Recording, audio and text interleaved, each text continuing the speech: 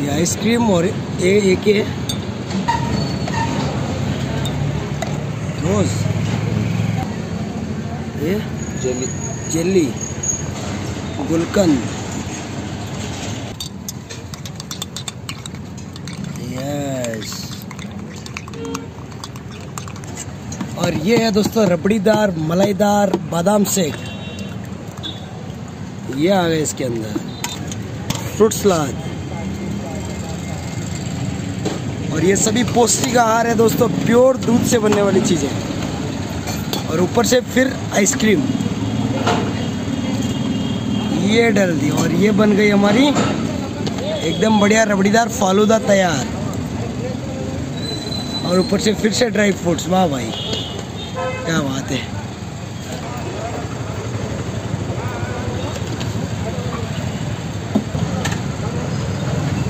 वाह वाह वाह,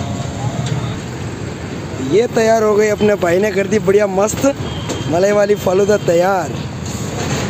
गजब।